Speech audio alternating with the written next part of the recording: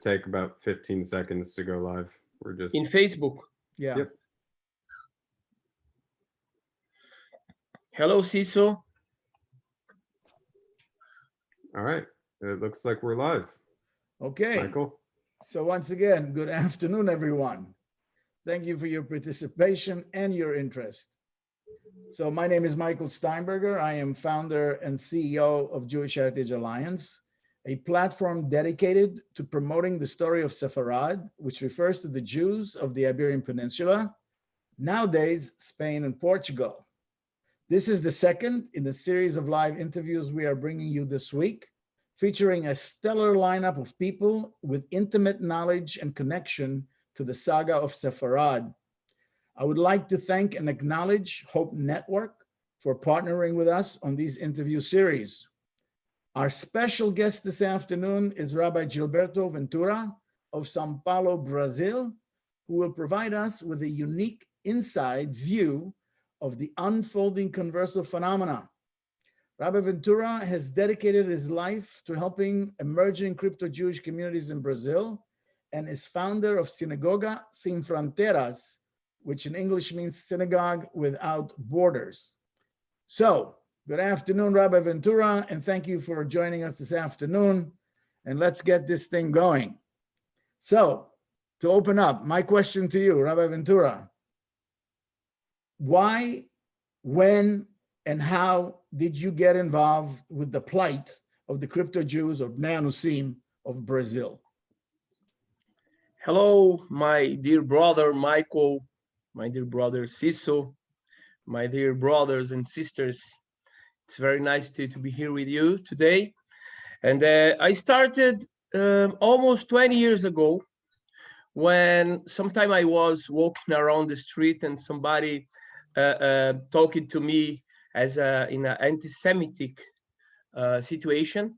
And he related to me as if we're a strange in Brazil. Strange. A foreigner in your own country. Yeah, in my own country, he called me a parasite because I am not from Brazil.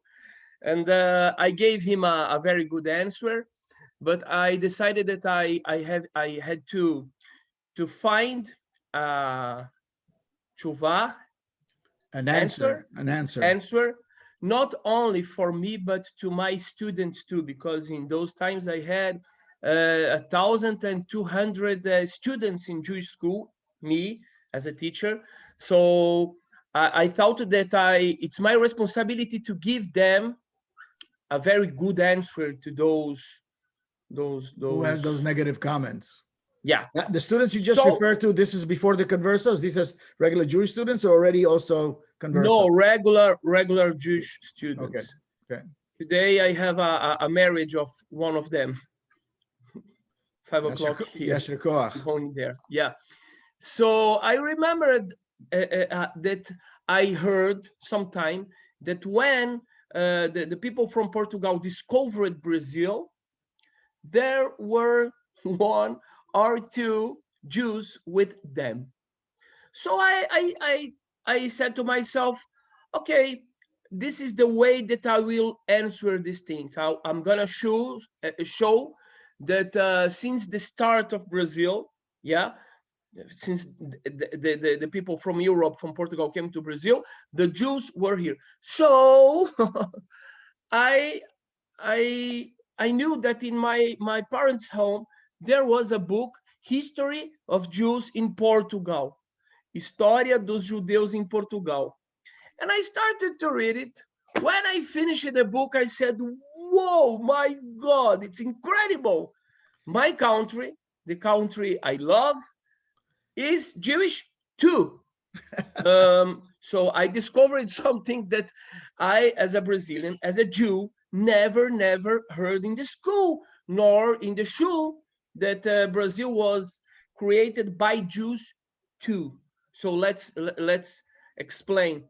The Indians were first here, yes, in Brazil. I have a lot of friends, of Indians friends. We support them now in the times of Corona, for example. It's very wonderful, this friendship. The black people that came as slaves from Africa, and the third Component. source of Brazil are the people who came from Portugal. But here I learned that the majority of people that came in Portugal in the first decades were Jews who were forced to convert themselves to the Catholicism. So I decided that I will teach this for all Brazil, for the Jews and for the non-Jews too, and to use this to fight against the anti-Semitism. But for example, when somebody came in those times to me saying, "No, you Jews, you killed Jesus, you are very bad to the Palestinians, etc., etc. I hate Jews." So I say, hey, what's your surname, please? My surname is Cardoso. Oh, interesting. Do you know that it's almost sure that you have Jewish roots? Oh, really? How? So suddenly we made people that hated the Jews to think maybe I came from these people too, and it's a very good drug against the anti-Semitic. Yeah, and I decided to teach this in the schools. So I did some Brazilian songs, rap, samba, cordel. I did in those times, and the people of the Jewish community, they started to say, "Whoa, we didn't heard about it." And 2 years after them, or 3 years after them, I discovered that the descendants of those Jews are still alive. Okay, it's sure that they are still alive, but as Jews, I heard that there were a lot of descendants that are discovering and recovering them Judaism. So I said, whoa, my God, it's incredible. We are really Netzach Israel, the victory of Israel. So the descendants are coming back. I have to know them and I have to support them. So me and my wife and our sons, we traveled to the north 18 years ago, and we knew those peoples, those persons, different from us, with Brazilian names and surnames, with the skin, the colors different, with tzitzit, keeping Shabbat. It was very incredible, very incredible. That's how I started more than 20 years ago. So let's elaborate. So tell us about how you started Synagogas Sin Fronteras. Tell us about the wonderful work that I know you do, because I've been watching you for the last 5-6 years. Tell us about the work you do and some of your accomplishments. Wow. Tall order.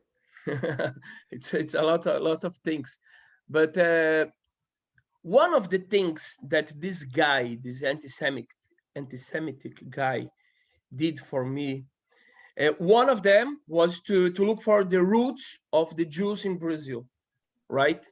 But the second thing, when he said that I was a stranger, yeah, in a strong way, he said parasite. I started to think with myself, whoa, maybe he is a little bit right. Why? Because then I came back from Israel, I studied in yeshiva, so I was very, very far away from the Brazilian necessities. I didn't care about what's happening in Brazil. So I said, okay, I have to letaken. To reevaluate. Yeah, I have to letaken and I have to be a very good Brazilian Jew, and Jewish Brazilian, and to oh my God, lichiot, To live. To live the experience. Yeah, to live my Judaism in Brazilian society too. So I started to go to the favelas here in São Paulo.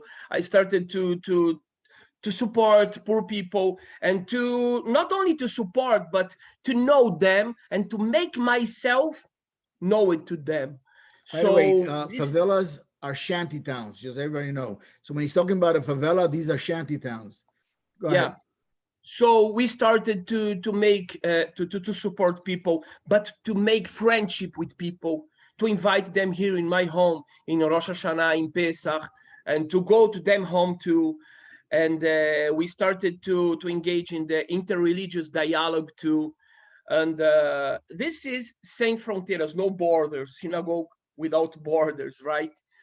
And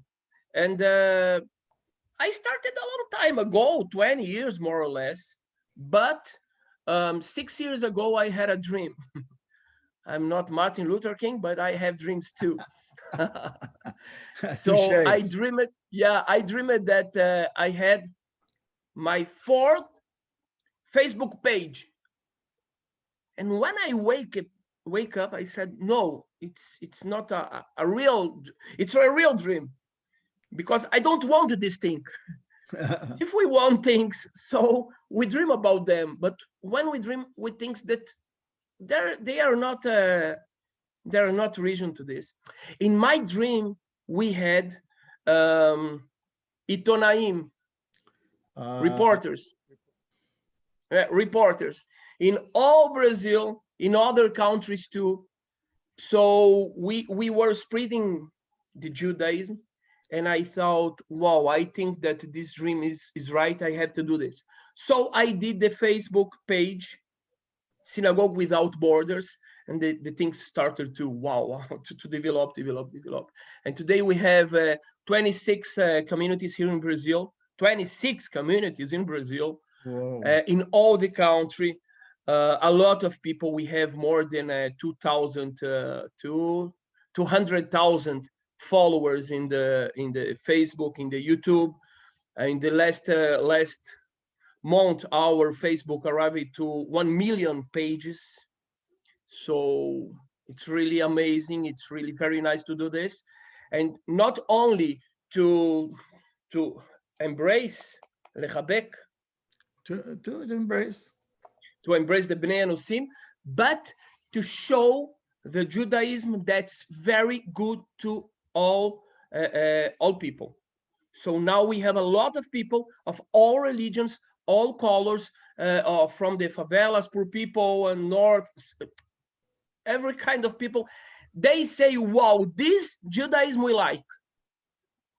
Because we have another thing. It's not only that we are friends with people, but our Judaism here in Brazil has the face of Brazil. Our Jews here are blacks, are mixed descendants of the Jews, black and Indians. So the people see, oh, you're not stranger. You are just like me. You are exactly like me. You have the same color, the same skin. You have the same surnames. So, the Jews are not strangers and are not parasites. Okay, so that's the good news. Tell us a little bit about the challenges. You had some difficulties in doing this, especially in the beginning. You had some resistance from the local Jewish community. Tell us about some of the challenges and the difficulties that you encountered.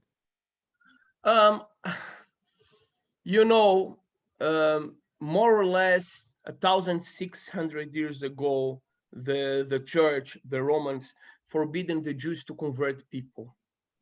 So since then, the Jews had to say, I don't want to convert people. We are not proselytists, right? But the asiba, the real reason then was because the church didn't give to the Jews to convert, not to be proselytists, but to convert people that want to be Jews. And after 1,600 years, when people come to us and say, I want to be Jew, or I am Jew, the Jewish community is not ragil, acclimated not accustomed, not with accustomed to this. this, right? Yeah. So they think, no, in the reality, this guy here, he wants our money. He wants to make aliyah. Sisu, what do you want with us, huh? You know, Jewish people is a rich people. Huh? You want to be rich. You don't want Judaism. And we have another problem that the Messianics, yeah. So there are people that put kippah, tzitzit, talit, and they want to convert us to a kind of Christianism, yeah. So the Jewish community is chosheshim. Leery. The word is leery. They were leery. Yeah, but with the years, it was really very hard in the start. With the years, the people are understanding this seriously of the movement, and how it's important not only to them to be recipient in the Judaism, but for the Jewish people too. Our synagogues here in Brazil, and I guess that in United States we have the same problem, are not full of people. Yeah. Assimilation. Unfortunately, the people here pay to Jewish youngs to come to the synagogue to study Torah. They pay. Yeah. So we have something here that's called a minyan mensch.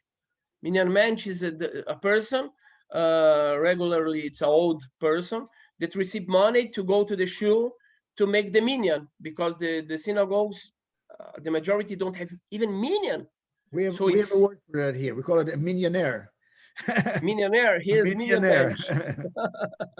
Yeah, it's almost millionaire. Yeah, millionaire. So the community started to understand that they are not only asking us a favor, but they are coming to enforce us, to give us more power, yeah, to keep Am Israel strong and better. Sure, it's better than before.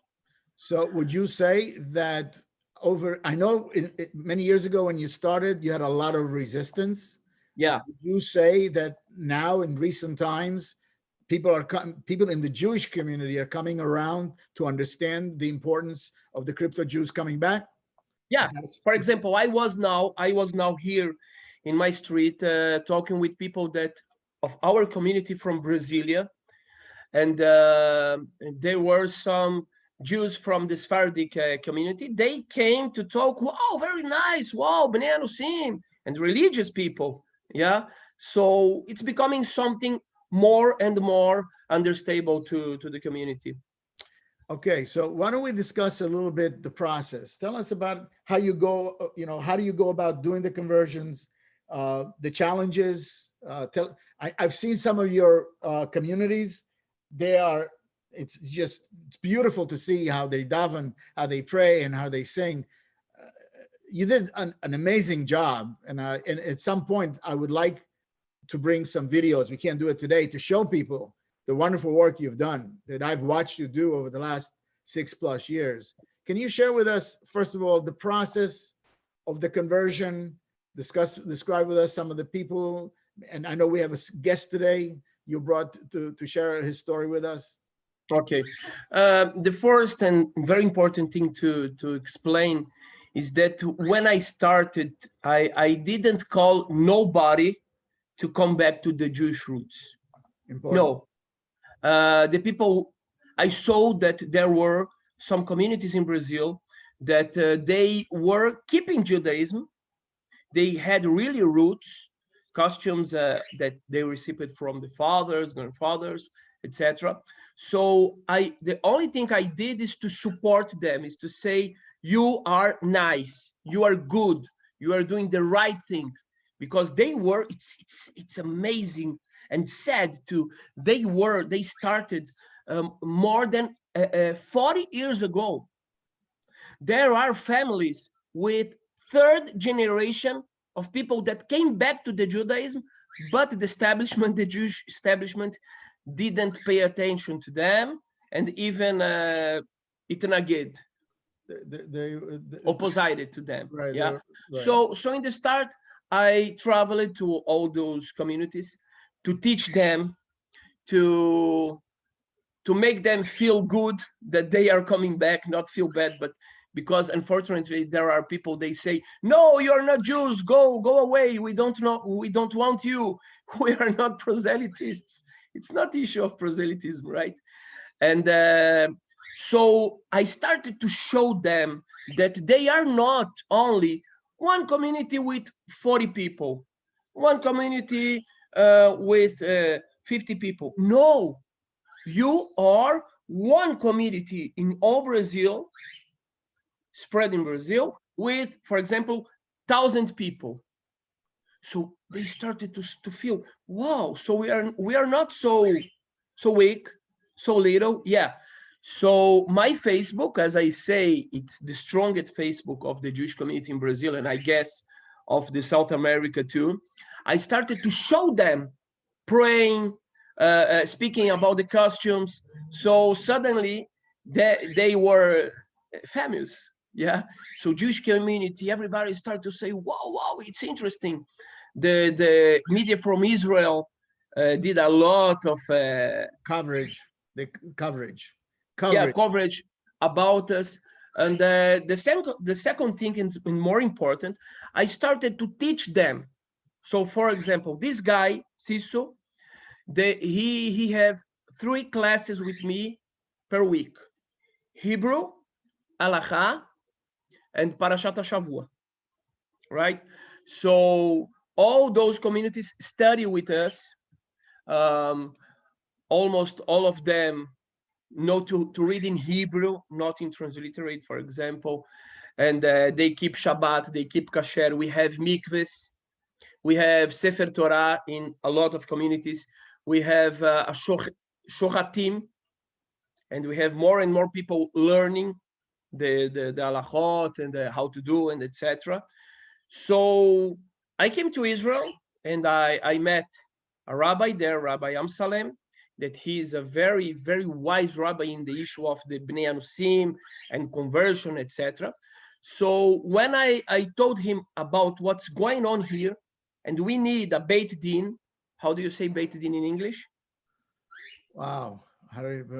It's actually a court of rabbinates. Yeah. Beit Din is made up of 3 rabbis who sit in judgment to make decisions. That's a Beit Din. So I told him that those people want to come back to Judaism, and they want to come back just like the Halacha says, right? So he said, okay, I will travel to Brazil. And if I see that this work is really serious, we're gonna bring our Beit Din and to convert or to receive back them. So he came 4 times, and we did a conversion of hundreds people, I think 800 more or less. And they are in the communities. We have 15 young people in Israel studying in yeshivot, Orthodox yeshivot, midrashot, school. We are sending now, I think 5 or 6 guys to Israel to a yeshiva too. So it's a miracle. It's really wow. So you think this is a good time to maybe for a quick minute introduce us to Cicero, and he can tell us his story? Yes, I will just say one thing. Go ahead. Yeah, when I started to talk about this issue 20 years ago, the people here, my friends, teachers, rabbis, they laughed. They said, oh, it was 500 years ago, everybody assimilated, they don't know nothing. So when I started, me and my wife, with Jackie, we started to travel, to talk with them. We discovered something really very incredible, that the Masoret, the tradition, is really very, very, very strong. Because even in Brazil, that there was Inquisition 400 years or almost 400 years, The costumes came to every generation and arrived to this generation.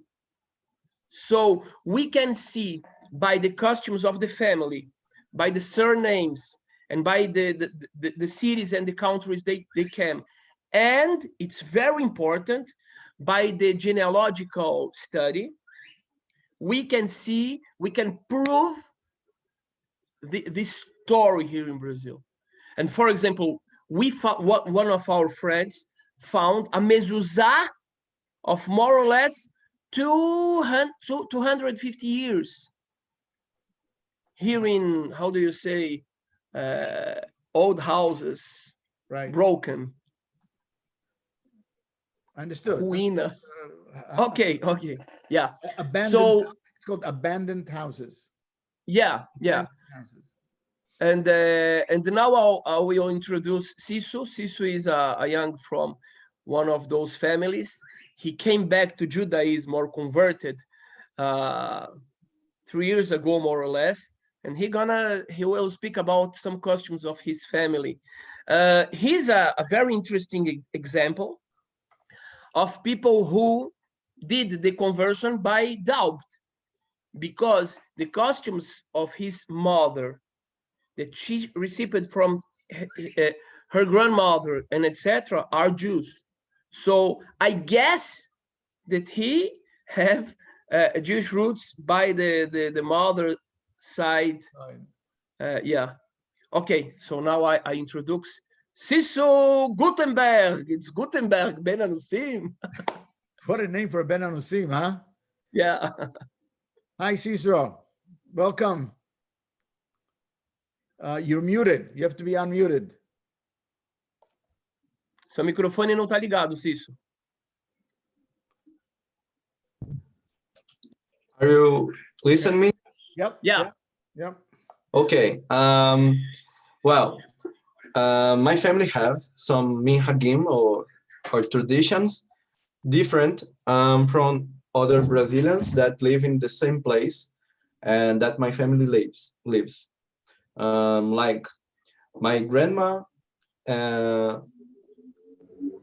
light a candle in a Friday to thanking God to a good thing when happens in the week at this 5-6 p.m. and is when Shabbat starts. Right. Yeah, arriving here in Brazil.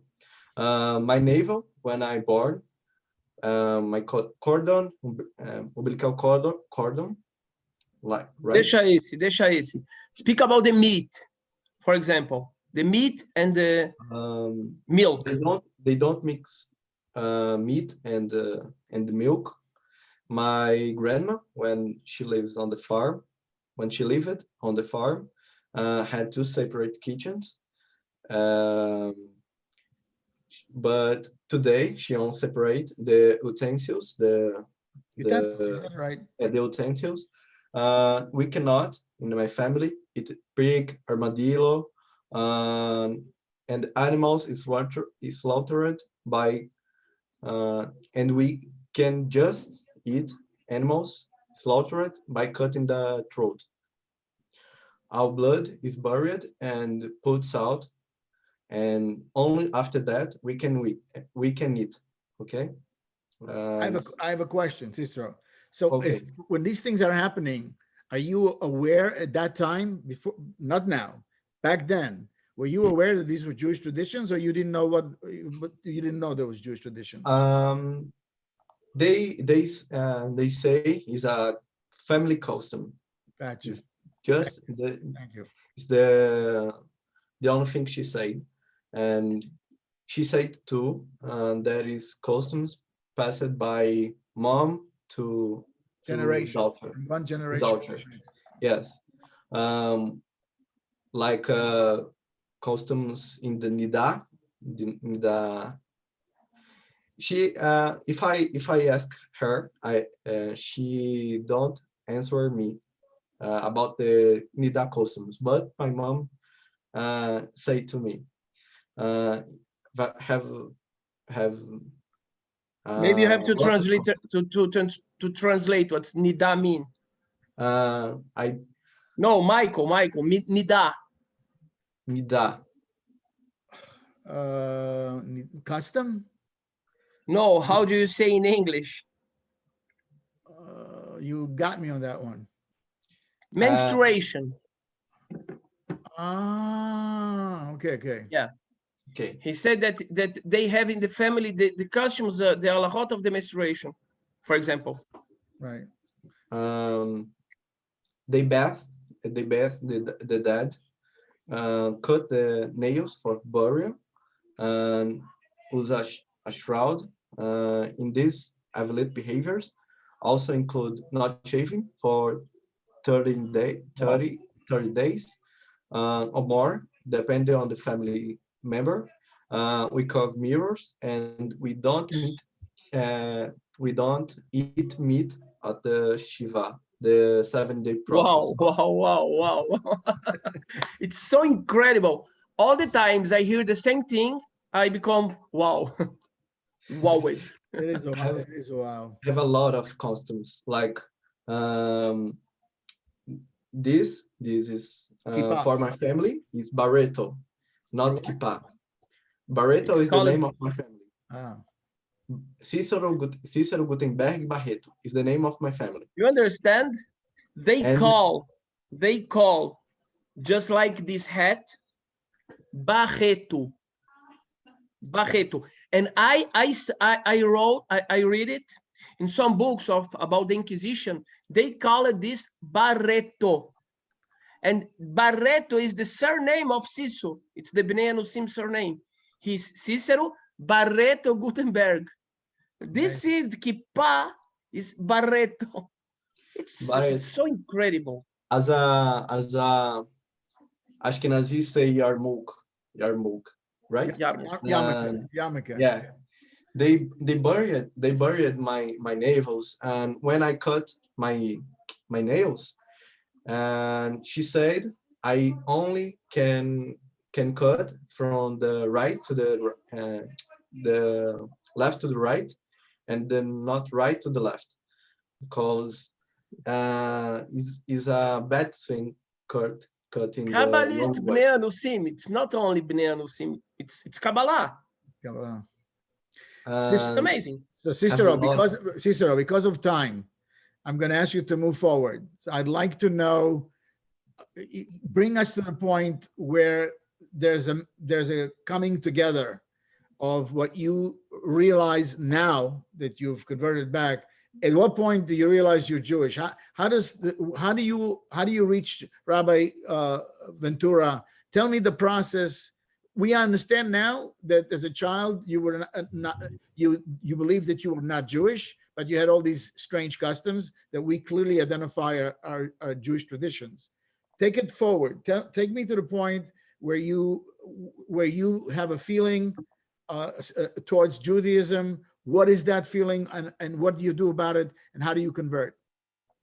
As Rabbi Ventura said, I had a Jewish traditional education in my home, but I didn't know that was Jewish.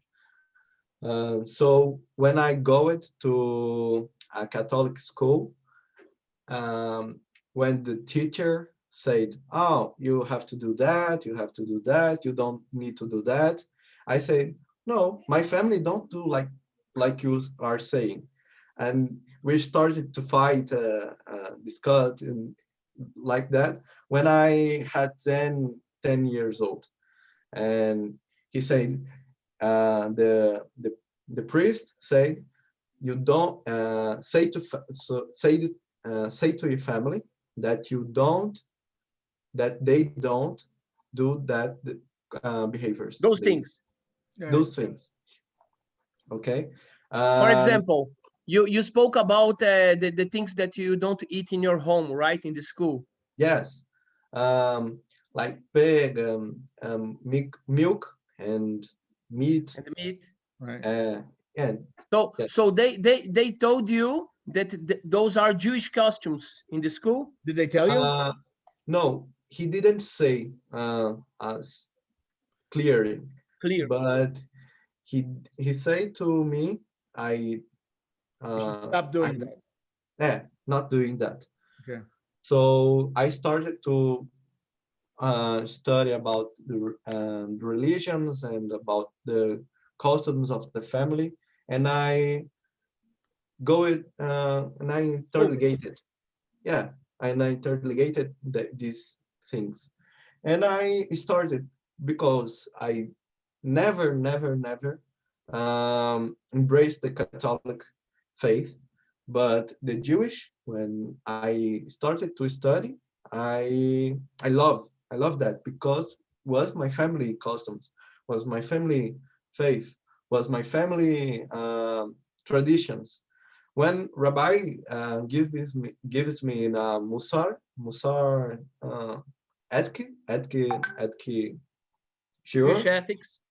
yeah, it's very similar to my family, okay, and it's like that was so thing, so interrogation. At what point do you go through the conversion? Just to bring us Uh, I I started to go to a synagogue. I found to Of Bnei Anusim, yeah, Bnei the Sim city. in They my are city. connected to our movement.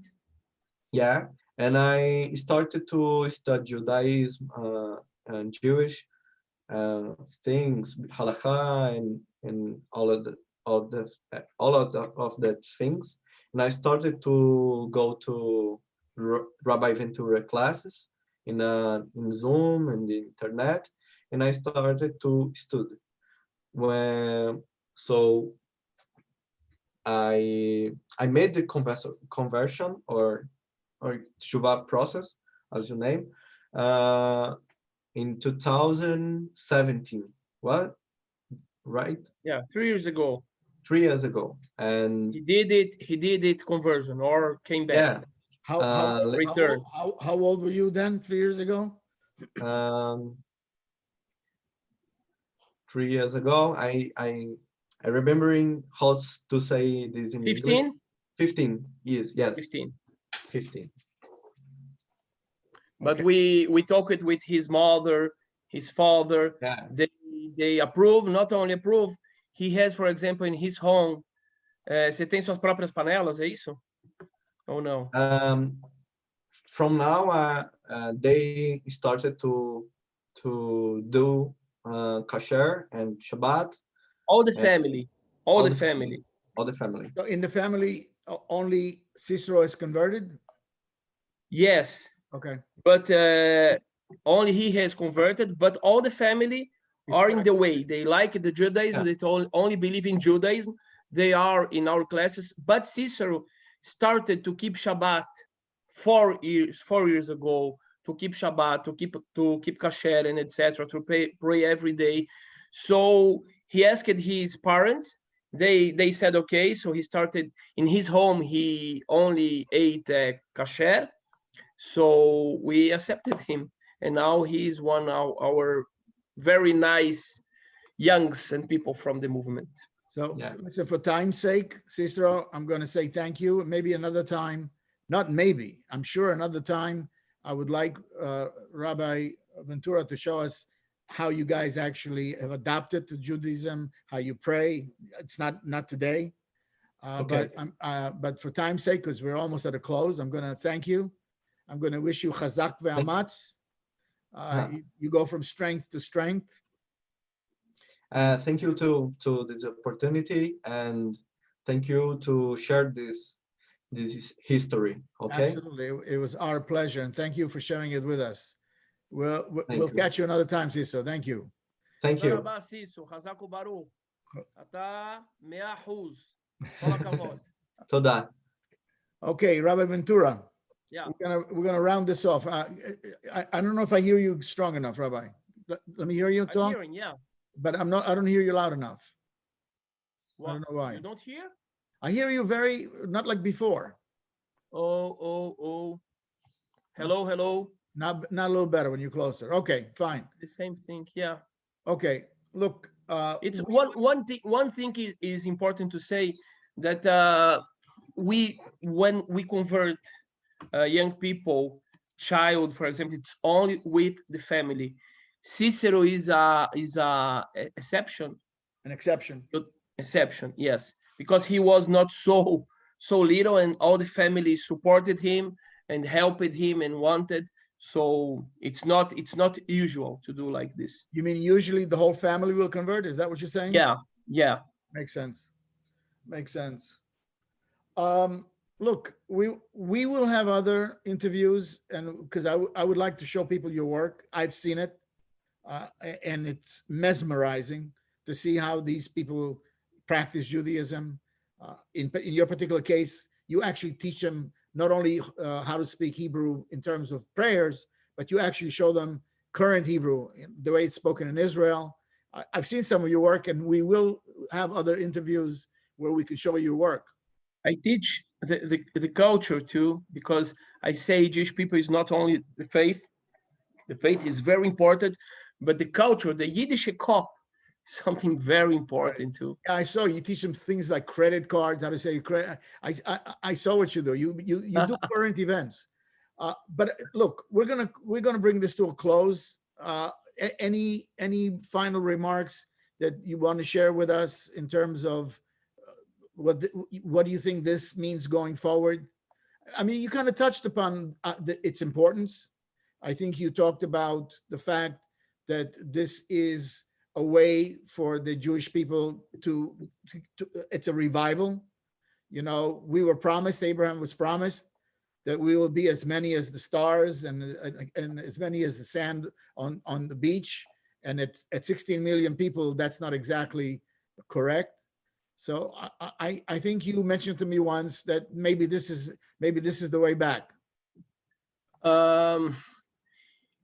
Here in Brazil, we know that we have at least 40 million descendants of Jews who were forced by the Inquisition. So I want everybody to understand, we're about 15 million Jews in the world, and you're talking about in Brazil alone, 40 million descendants of... Descendants, right. Descendants, that the person has one root Jew, one root from Africa, from Indians, or there are families that every generation only marriage between them. Right. A lot too, in the north, in Minas Gerais, okay? I say that it's very important to the Jewish people to see, to hear what's going on here. I'm not a prophet, and I don't. אני לא מניח בכלל שאני נביא. You don't prophesize. Yeah, but when we read some prophecies of for example, Isaiah 44, it's so incredible, because what he says there, it's exactly what's going on here. The prophets say, just like this, who told me this is the chief rabbi of the Orthodox Batei Din tribunals of Jerusalem, Rabbi Eliyahu Aberjau Shlita. He said to me, he said, what you are doing in Brazil is it's very close to what's in Isaiah 44. What they say there, don't fear Israel, don't fear. Right. Because in the future, when you're gonna have a reason to fear, there will be something very incredible in your story. What? Suddenly, the Jews will, how do you say, tzomeach? Will grow, will rise. Yeah, grow in every places. People, the descendants of the Jews, it's incredible. It's not the Jews, it's only the descendants of the Jews that the prophet says will grow in every place, and they will say, I am from Jacob, I am from Judah, I am from Israel. And they will, my friend, sorry, I don't know. I know the word. They will nick them name with Nick Israel. So what kind of people the prophet is speaking about? if he's speaking about Jews like us, we don't have to nick out to nick ourselves Israel, because we are Israel's. So he's speaking about the Bnei Anusim. The Rashi, one of the most famous rabbis of the past, Abravanel too, they say that those prophecies are speaking about the came back of the Bnei Anusim. So it's a miracle story. I see a lot of Jews leaving the Judaism because they don't understand the beautiful of the Judaism, the power of the Judaism. So when we see people coming back, people that winned not only the fire of the Inquisition, not only the water of the conversion of the Catholic Church, but they win the time, the time. Who can win the time? Only Jewish people. Netzach Israel, lo yeshaker. The eternity, the victory of Israel, don't lie. So when I spoke, I talked with a lot of Jews who are very far away from the Judaism. But when they hear those stories, they say, "Wow, it's amazing!" So it pulled back the Jews to the Judaism. Well, Rabbi Ventura, we've run out of time, so I want to thank you very much for sharing your amazing story in helping the crypto Jewish communities. We will have other interviews with you for sure. We certainly all want to wish you much success as you continue on your mission. And to all the viewers that are with us, this series continues this coming Tuesday and Thursday. And so we'll ask you to follow us on Facebook and Instagram for the exact dates. And again, thank you so much, Rabbi Ventura. I thank you. We, Synagogue Without Borders, the Bnei Anusim of Brazil, we thank you. The work you are doing is it's a holy work, because a lot of times those people had no voice. Yeah. So here in Brazil, Baruch Hashem, thanks God, I started to be them voice.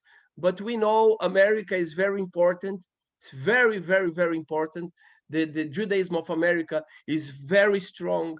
I think that people from America can understand us more, even more than Israel sometimes, because the people of Israel, they don't live in the Gola, in the diaspora. So we are from diaspora. We understand each other better. So what you are doing is to be a voice to this movement in America. Is so important. And I know that you, Michael Steinberger, you connect not only with America, but with Israel in your wonderful works. So I thank you very, very, very much. You don't know, but I know Michael 4 years, 5 years? 5 years plus. Yeah, almost every week we talk. It's really incredible. I thank you very much, Michael. I thank you to everybody who is watching. And come to our page. It's in Portuguese, but you can translate Sinagoga Sem Fronteiras. Michael, after we're going to put in the comments, our Brazilian friends will put in the comments. You can translate there. And thank you very much. I'm so happy. I say that if I could to choose before, I know 500 years ago, where do you want to born? When do you want to born? If God asked me, when do you want to born?